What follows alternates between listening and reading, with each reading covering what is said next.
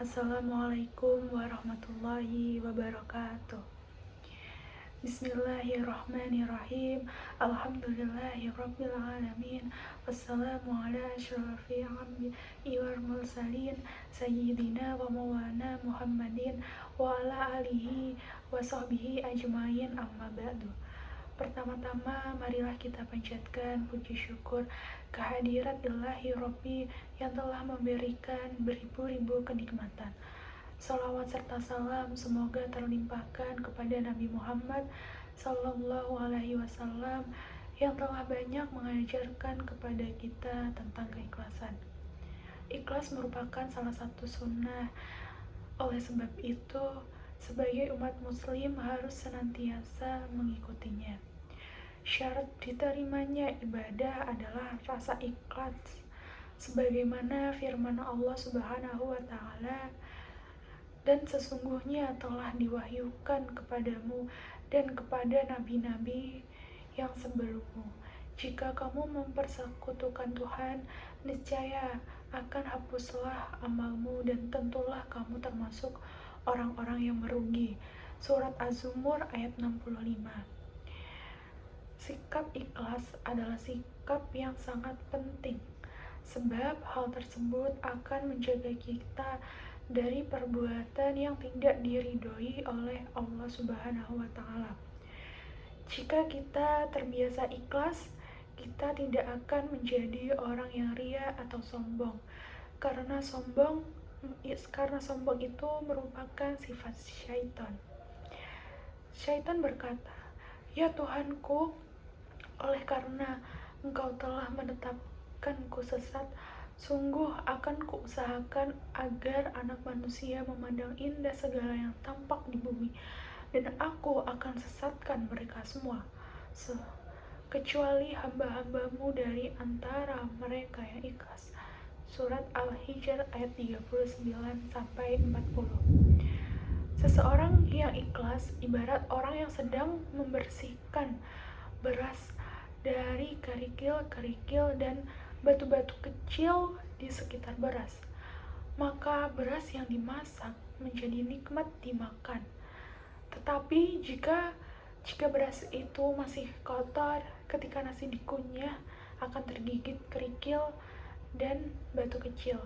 Demikianlah keikhlasan, menyebabkan beramal menjadi nikmat, tidak membuat lelah, dan segala pengorbanan tidak terasa berat. Sebaliknya, amal yang dilakukan dengan ria akan menyebabkan amal tidak nikmat. Pelakunya akan mudah menyerah dan selalu kecewa. Tetapi banyak dari kita yang beribadah tidak berlandaskan rasa ikhlas kepada Allah Subhanahu wa Ta'ala, melainkan dengan sikap ria atau sombong supaya mendapatkan pujian dari orang lain. Hal inilah yang akan menyebabkan ibadah kita tidak diterima oleh Allah Subhanahu wa Ta'ala.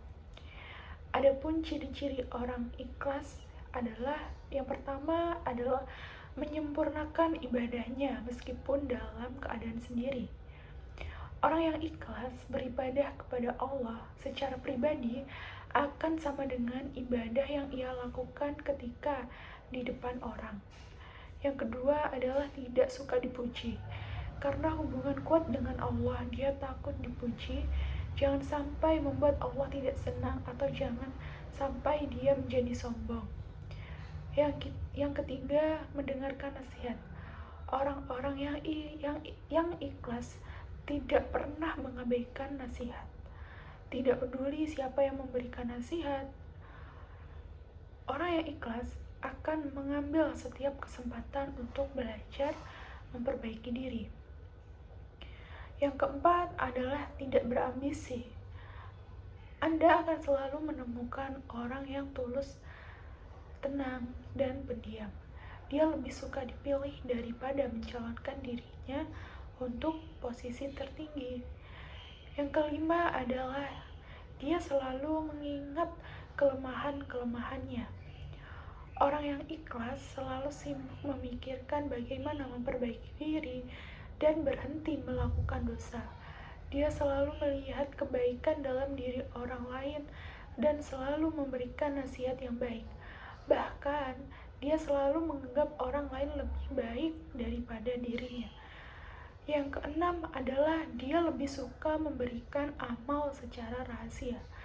Dalam sebuah riwayat disebutkan bahwa 7 orang-orang akan mendapatkan perlindungan Allah di hari kiamat ketika tidak ada lagi naungan selain naungannya. Seorang penguasa yang adil, seorang pemuda yang rajin beribadah kepada Allah, seseorang yang hatinya melekat pada masjid, 2 orang yang mencintai dan saling bertemu dan berangkat satu sama lain demi Allah, seorang pria yang digoda oleh wanita cantik untuk hubungan terlarang, tetapi dia menolak tawaran ini dengan mengatakan, "Aku takut kepada Allah." Seseorang yang memberikan sedekah dan menyembunyikannya sehingga tangan kirinya tidak tahu apa yang telah diberikan oleh tangan kanannya, dan seseorang yang beribadah kepada Allah sendirian hingga meneteskan air mata. Hadis riwayat Al-Bukhari dan Muslim. Sikap ikhlas dapat dibedakan berdasarkan tingkatnya. Adapun tingkat ikhlas antara lain adalah sebagai berikut. Ikhlas mubtadi, yaitu orang yang beramal karena Allah, tetapi di dalam hatinya terbesit keinginan pada dunia. Ibadahnya dilakukan hanya untuk menghilangkan kesulitan dan kebingungan. Ia melaksanakan sholat tahajud dan bersedekah karena ingin usahanya berhasil. Ciri orang yang mubtadi bisa terlihat dari cara dia beribadah. Orang yang hanya beribadah ketika sedang butuh, biasanya ia tidak akan istiqomah. Ia beribadah ketika ada kebutuhan. Jika kebutuhannya sudah terpenuhi, ibadahnya pun akan terhenti. Yang kedua adalah ikhlas abid, yaitu orang yang beramal karena Allah dan hatinya bersih dari riya serta keinginan dunia. Ibadah dilakukan hanya karena Allah dan demi meraih kebahagiaan akhirat, menggapai surga, takut neraka, dengan dibarengi dengan keyakinan bahwa amal ini bisa menyelamatkan dirinya dari siksaan api neraka. Ibadah seorang abid ini cenderung berkesinambungan, tetapi ia tidak mengetahui mana yang harus dilakukan dengan segera dan mana yang harus diakhiri, serta mana yang penting dan lebih penting. Ia menganggap semua ibadah itu adalah sama. Yang ketiga adalah ibadah muhib, yaitu orang yang beribadah hanya karena Allah, bukan ingin surga ataupun takut neraka. Semuanya dilakukan karena bakti dan memenuhi perintah dan mengganggukannya. Yang keempat adalah ikhlas arif, yaitu orang yang dalam ibadahnya memiliki perasaan bahwa ia hanya menyaksikan ia sedang digerakkan Allah, karena memiliki keyakinan bahwa tidak memiliki daya dan upaya melaksanakan dan meninggalkan kemaksiatan. Semuanya berjalan dan atas kehendak Allah. Cara agar kita dapat mencapai rasa ikhlas dengan mengosongkan pikiran di saat kita sedang beribadah kepada Allah. Kita hanya memikirkan Allah, salat untuk Allah, zikir pun untuk Allah. Semua amal yang kita lakukan hanya untuk Allah.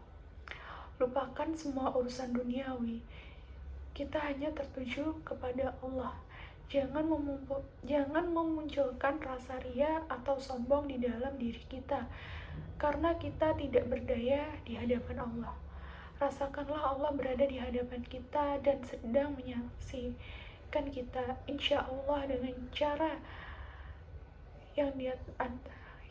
Dan jangan lupa untuk berdoa, memohon kepada Allah agar kita dapat beribadah secara ikhlas, sebagaimana doa Nabi Ibrahim. Sesungguhnya jika Robku tidak memberi hidayah kepadaku, mas pastilah termasuk orang yang sesat. Demikianlah yang dapat saya sampaikan, mudah-mudahan bermanfaat, dan saya memohon maaf atas segala kesalahan dan kekurangan yang telah saya lakukan.